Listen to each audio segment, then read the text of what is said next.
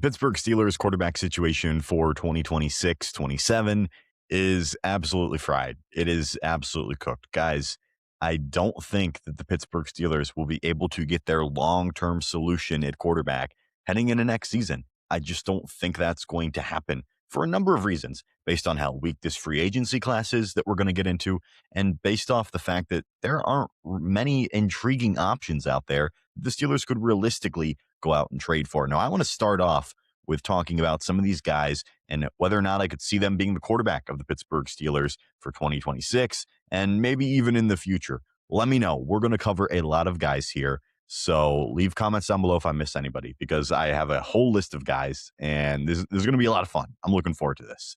Let's start off hot. I had somebody text me, one of my good friends, during the AFC divisional game this past weekend, where CJ Stroud looked as ass as he's ever looked, like mega ass, like the biggest ass you've ever seen. That's how CJ Stroud looked this past weekend. 4 interceptions, looked completely lost, and CJ Stroud has looked like a shell of his former self, his rookie year self, I should be saying. He's certainly not the same player he was a couple of years ago. But I had somebody text me and say, would you trade the Steelers' first rounder this year, 21st overall, and a mid-round pick, like a 4th round pick? Would you trade 21st overall and a 4th round pick for CJ Stroud this year? I thought about it for a while, because I know the idea is you're going to have to pay CJ Stroud at some point. And I don't think anybody would sit here and say that CJ Stroud is a $40 million a year quarterback. So for that reason, I don't think I hate that idea, guys. Let me know in the comments down below. Would you trade a first rounder and a mid-round pick for CJ Stroud? I think I would. And if that's something that the Houston Texans are going to explore this offseason, which I think is very possible because they're a step away, guys. They have a really solid defense, really good receiver. Offensive line is, it's not great, but it's coming together. They've got some pieces. And then you've got CJ Stroud. He's the weak link on that football team. And it doesn't seem like they're going to want to pay him $40 million a year. I'm not saying anybody will, but I'm just saying if the Texans called you up right now, I think I would make that deal. And at worst, CJ Stroud, you have him for a couple of years. You probably have to give him a second contract, but I don't think it's going to be any super insane amount of money to where you're going to be tied down with him for years and years to come. I don't think it deters you from even drafting a quarterback in a couple of years. So therefore, CJ Stroud, if that is at all possible for the Steelers, I would certainly kick the tires on him. I think I would. Now, Kyler Murray is another guy who could potentially be traded this offseason. It seems like his time in Arizona is done. And Jack and I did a video on Kyler Murray a little bit ago. It seems like it would take maybe a couple of picks for Kyler Murray, and the Cardinals would have to take on a lot of his contract. I don't hate that for the Steelers, but I don't view Kyler Murray as a long-term answer. I've seen 6 years at this point of Kyler Murray. He was drafted in 2019, guys. I've seen Kyler Murray at his best. I've seen Kyler Murray at his worst. I don't think it's going up. I don't think he's going to be a guy that can elevate a football team, especially a team like the Pittsburgh Steelers, to any type of success. I don't see that fitting, especially with a new coach, because the Steelers are absolutely going to bring in at least one new quarterback this offseason, a new head coach, a new regime, basically, as far as coaching staff goes. Kyler Murray could be someone the Steelers look at, though. If the money is right, if the picks make sense, I don't view Kyler Murray as a long-term answer, but maybe there is someone out there who believes that Kyler Murray could work for the Pittsburgh Steelers. It's a possibility. It really is a possibility at the end of the day. Another guy that could get traded this offseason from the Miami Dolphins, it is none other than Mr. Tua Tagovailoa, and he is on a massive deal, and he's not very good. There is nothing worse in this world than an overpaid quarterback that isn't good, and Tua is both of those things. Listen, Mike McDaniel covered up for a lot of his errors and a lot of mistakes in his game for a couple of years, and it all boiled over this season. I don't think there's anybody that's willing to take on Tua's deal, and I don't think there's anybody willing to give up much of anything for Tua Tagovailoa at this point in his career. My guess is he'd have to be a Miami Dolphin next year. But again, could the Steelers look at Tua? Maybe the Dolphins are willing to give him away for basically free. They're going to eat a good bit of his deal. And you're the Steelers and you're like, well, we don't really have an answer. Maybe Tua can come in and he can help us tank. Maybe Tua can help us win some games. Art Rooney seems to think that the Steelers are going to be able to win some games. I think he's crazy, but that's neither here nor there. Tua Tagovailoa, he's a hot name on the trade market. Could be on a new team next year. I don't think it'll happen because That deal looks very, very bad. Very, very bad for Miami. Another guy that I'm looking at and saying, he's probably going to be on the trade market. I don't think he's any good, but Will Levis is going to be out there, guys. The Titans have no interest in keeping him, I'd have to imagine. They had to keep him on the roster. He got injured before, any practices took place last year, was out the entirety of this last season. And of course, they drafted Cam Ward. And Cam Ward balled out the last month and a half of the season. And they have a new head coach in Robert Saleh, which I'm a big fan of that hire, by the way. I did want the Steelers to at least kick the tires on Robert Saleh. But with someone like Will Levis, it would cost next to nothing. He's on a cheap rookie deal. If the Steelers really want to get out of quarterback purgatory, I think they should kick the tires on like somebody like Will Levis. I'm not saying it has to be, but maybe throw a day 3 pick for somebody. Maybe sign a free agent that even if you don't think he could be anything, he might be something. What I don't think people understand about quarterback purgatory, when I think of quarterback purgatory, to get out of said purgatory and said mid that the Steelers have been in for the last, decade, and really in quarterback hell since 2019, since Ben's last season when he was a shell of his former self. To get out of that kind of area, you have to kind of take shots on different guys in free agency and trade for a couple of guys, even if it's, just dart throws. And you should be drafting a quarterback pretty early for a couple of years in a row until you're absolutely certain you have your guy. That gives you the best chance. You need to have as many guys in the room as possible. I kind of like what the Cleveland Browns did with their quarterback room last offseason. Is that crazy to say? None of those guys are any good, but I like the idea of bringing in so many guys to where you're like, wait, what are we going to do with all of them? Like we have too many. And they ran into an issue. Andrew Berry did not do a good job with it, but I like their willingness to go out and get as many guys as possible because in theory, you've given yourself a better shot to get the guy. Browns still don't have that guy. Probably won't get one next year. I don't think Shedeur Sanders is that guy for Cleveland.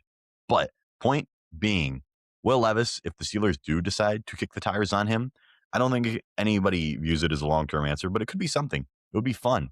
Can you imagine sitting here saying, yeah, Will Levis, the Steelers traded for him? Yeah, that could happen. And of course, a couple of hot names that are going to be on the trade market potentially as we sit here January 21st. Lamar Jackson has a chance to get traded. Joe Burrow has a chance to get traded. I don't know if I had to put my money down, if I had to give you guys my bottom dollar, I think both of those guys stay at their respective places. And if Lamar Jackson and Joe Burrow ever hit the market, even if the Steelers offered the best package and offered them the best contract, I don't think that either of those teams would be willing to give them to the Steelers. I think they would actually be the last places on earth that they would send their respective franchise quarterback. There's no way. As much as I would love to have Lamar Jackson or Joe Burrow on this football team, it's a long shot and it has like a less than 0% chance of happening. So it's worth a mention, but at the same time, it doesn't feel like something that the Steelers could realistically do. All right, we'll move on to some free agency guys, some free agent quarterbacks this upcoming offseason. And guys, this is an incredibly thin free agent class. And that's kind of the theme of this video. It's a very thin free agency class. None of them feel like long-term answers. And then we're going to talk about the draft, the potential guys that the Steelers could draft at the end of this video. It's a very thin class overall. The options aren't there for the Steelers. That's why I said they're fucked. They are screwed for next year as far as finding their long-term answer. I will eat my words, and I hope I'm wrong if they find their long-term answer, but I would be absolutely shocked if they find that guy as we sit here right now. But let's move on. Free agent quarterbacks, of course, at the top, Daniel Jones, who has all but said he's going back to Indianapolis. He's off a torn Achilles, but I do think that Indianapolis is going to be able to bring him back, and I think he's going to sign for maybe a little bit less than he would have gotten had he played an entire season for Indianapolis. I think if he stays fully healthy, they make the playoffs. And Daniel Jones, I don't think he's like a franchise guy, but he could be Indy's guy. And could he be Pittsburgh's guy? Maybe if Indianapolis doesn't want him anymore and he's willing to take a little bit of a pay cut. I don't even know if he's going to be ready at the beginning of the year. But if the Steelers really feel vindicated about Daniel Jones, more power to him, because I certainly don't. Like I said, not a long-term answer. Don't feel like there are any out there, but I wouldn't put Daniel Jones on that list. Now, perhaps my most intriguing candidate here, and the one that I am in the most favor of, is none other than Mr. Malik Willis. Now, Malik Maniacs, if you've followed my Instagram for a long time, if you've listened to this channel for a really long time, Malik Maniacs, stand back and stand by. Malik Willis is having a bit of a career revival. and he's played himself into earning quite a bit of money this free agency. Like I said, feels like Daniel Jones, he's already going to stay back in Indianapolis. That's kind of like an unwritten rule. Malik Willis then becomes the de facto best quarterback available in free agency, and he's going to command some serious money from somebody. Could it be the Pittsburgh Steelers? I could see it, guys. I really, really could. What does it matter to the Steelers if they throw away 2 years for quite a bit of money between that $20 and $30 million range? I really think that's the kind of deal we're looking at for someone like Malik Willis. Again, do I know that he's a long-term franchise answer? Absolutely not. But that's kind of what you have to do in these situations when you're a team like the Steelers, who have absolutely no hope at quarterback, nobody currently on your roster, not a great draft pick, and it's a very weak class. Somebody's going to give Malik Willis a lot of money. I think it could be the Pittsburgh Steelers, guys. I really, really do. I like the connection with him and Mike Tomlin. They had a bit of a crush on each other pre-draft, obviously way back when, but they took Kenny Pickett. We all know how that ended. The Steelers had a chance to right their wrongs and reunite Malik Willis and Mike Tomlin, but now obviously Mike Tomlin's not going to be a part of this football team, and that kind of changes things. I'm interested to see how free agents kind of react to the Steelers. Depending on who they hire, I think whoever they hire will affect what free agents they're able to get, but I don't think it would deter someone like Malik Willis from taking the biggest bag, and the Steelers could be a bit of a bidder here. I don't know. But Malik Willis would be somebody that I would definitely be very excited if they kick the tires on. I think it's a lot of potential. I think he showed a lot of good flashes in Green Bay when he got on the field and played really good football for Matt LaFleur. Obviously, that's a good system out there in Green Bay, but I am somewhat confident that whoever the Steelers hire, they're going to be able to bring in a competent offensive staff and at least build up an offense from the ground up. Malik Willis could be the guy to take us there. He could be, guys. He really, really could. All right. Then Aaron Rodgers is a free agent. I mean, I don't see that happening. I think my money's still on he retires. But if the Steelers hire Mike McCarthy, first of all, good Lord save us all. Second of all, that would be the only scenario that the Steelers bring him back. He came to play for Mike Tomlin. I would be shocked if that happened. Marcus Mariota is another free agent guy. Yeah, he is the fourth highest graded on an average market value. This is on Spot Rack, by the way. If you go to Spot Rack, free agent quarterbacks sort by market value. First of all, it has Daniel Jones making $44 million a year. I hope the Colts do that. That would be really, really funny. Marcus Mariota is the fourth highest market value at $8.5 million. Again, these kind of guys for the Steelers, they kind of make sense because Steelers probably aren't going to be very good next year. They kind of seem to have hit a dead end at quarterback. New head coach, a lot of new on this team. Going into next season, maybe Marcus Mariota could be the guy. I'll kind of lump all these guys together. Russell Wilson's not happening. Joe Flacco probably isn't happening. Mitchell Trubisky, Money Mitch, friend of the program, love you, probably not happening. Tyrod Taylor's not happening. Zach Wilson's not happening. Jake Browning's also there. Sam Howell, Tommy DeVito, Skylar Thompson, Steelers legend, is a free agent. And then you have guys like at the bottom, Kenny Pickett. Do we want to bring him back? I certainly don't. Jimmy Garoppolo's still kicking. Shout out him. Gardner Minshew's free agent. Dude, point being, guys, I got to literally all right. Daniel Jones and Malik Willis are the best two free agent quarterbacks. Daniel Jones has all but signed a deal to stay in Indy, and he's coming off a torn Achilles. It is literally Malik Willis or bust as far as free agency goes. That's what we're looking at right now. And then we'll go into the guys that are in the draft. Obviously, Fernando Mendoza is going to go 101 to the Las Vegas Raiders. Lock it, throw it away, doesn't matter. I think Fernando's a great prospect. I'll talk about, the draft a lot in the coming months, but I think Fernando is a good prospect. If the Steelers ever got the scenario to trade up for him, it would take a lot. I don't think they have the ammo to do that. I would be ecstatic if they had Fernando, obviously. Dante Moore going back to school is a big one. Even though he probably would have gone second overall to the Jets, that would have been someone that I would have been all over if I was the Steelers again. I think he's a great prospect. Don't blame him for going back to school. I'm not in the camp of saying, he fumbled generational wealth. Dante Moore doesn't give a fuck about making $50 million. Dante Moore is getting paid millions and millions of dollars to play at Oregon, to play college football, and develop himself as a player. That's what Dante Moore wants to do. He cares about having a long football career and being a good NFL quarterback.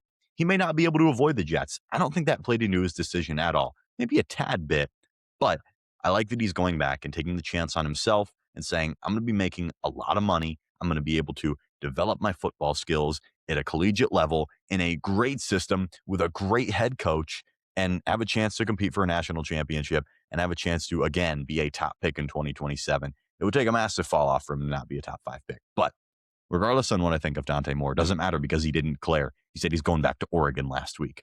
So who is the de facto quarterback 3 in the 2026 quarterback class, you may be asking? It's Ty Simpson. Bleacher Report put out a mock draft. I'm recording this on the 21st. They released it on the 20th. The Steelers selected Ty Simpson 21st overall. Listen, we will talk about Ty Simpson because I do think there are a lot of lines to draw between him and the Steelers, and I think it's an interesting fit, given that we don't know what this coaching regime is going to value, given we don't know the type of offense that they want to run. It's all very much up in the air right now, and we can dumb down this list and make a more refined list whenever they have a head coaching candidate, of course. But Ty Simpson, I don't know. I would not want him to be the first round pick whatsoever. I'm not saying that, but I guess it makes sense for the Steelers, man. In this league that everybody overdrafts quarterbacks, Ty Simpson would just be the latest. To be perfectly honest with you, it kind of does remind me of Kenny Pickett, the trajectory he took in college. He only really had one good half of a season. Was not great that second half of the year. Obviously a good offensive system out there in Alabama. Not one of my favorite prospects, but again, someone that the Steelers could turn to. Like I said, quarterback purgatory, you have to take a shot on a guy eventually. It feels like that could be taking place. Ty Simpson, maybe. I think he doesn't go first round if I had to guess. Maybe somebody takes a shot on him, but really too early to tell. Other guys that are kind of, going into the draft, if you're into Trinidad Chambliss, I know there's a good group of people out there that are very into Trinidad Chambliss. I would exercise caution with him. Kind of undersized, good production at Ole Miss, was a warrior in the college football playoff. I don't think he's a better prospect than Ty Simpson. I don't think he offers you much more than Ty Simpson. I think that first half of the season that Ty Simpson put together at Alabama is better than any tape that Trinidad Chambliss put on display. Of course, he was awesome in that college football semifinal, or in that quarterfinal, pardon me. But I think Simpson's going to go higher than Chambliss. But then again, I guess I can complain if they go out of their way and they take a shot on a quarterback. I'm not going to be mad if they go out there and get anybody.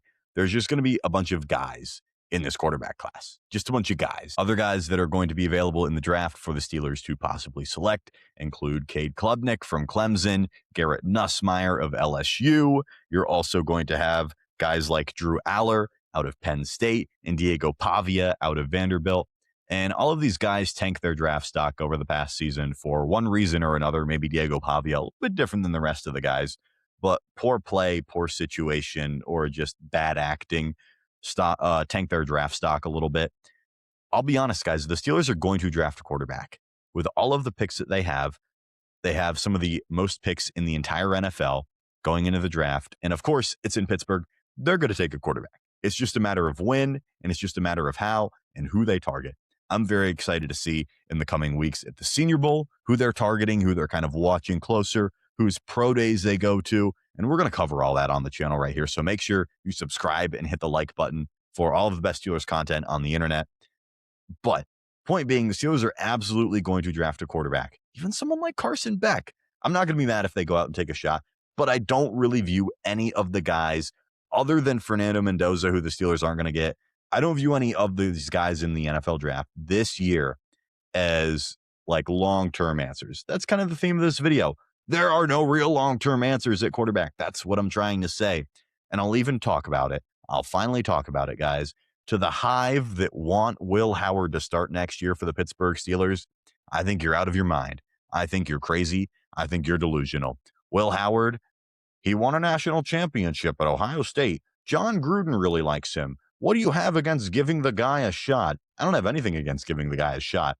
If you go into next season with your best quarterback on the roster being Will Howard, first of all, I'm all for the tank, and I don't want that. I think it would be a disaster. I think it would be malpractice. I don't even have the adjectives to describe what it would be if Will Howard is the starting quarterback and the only quarterback for the Pittsburgh Steelers next season. I don't think that would end well, but maybe that's what would be best for the Steelers. I guess I've talked myself into, yes, please start Will Howard, because then again, I'd have a Manning throwing to my football team. Can you imagine if I told you a couple of years ago that we'd have a Shula head coach and a Manning throwing footballs in 2027 on our football team? You would feel pretty confident about our brave men in black and gold. You'd feel pretty confident in that. Not for the Will Howard experiment, not on the vote that he's, a long-term franchise-changing guy or anything like that. But all of this to say is a really long-winded way to say the Steelers have no answer at quarterback in 2026. And that's okay. I think that's perfectly okay, because I really think their answer comes in 2027, and maybe someone comes available via trade. Maybe someone is there in the draft and they have a really good pick. Something is going to come up for the Steelers eventually. They're going to get their guy. I have hope that it's going to be in the next year and a half or so. Let me know what you guys think in the comments down below. Do you like any of the options that the Steelers could potentially trade for? Who's your guy out of free agency? I'm a Malik Willis fan. Malik Maniacs, ride or die. Do you like any of these guys in the draft better than others? But thank you guys for watching. Let me know who you guys want at quarterback in 2026. I will talk to you guys soon.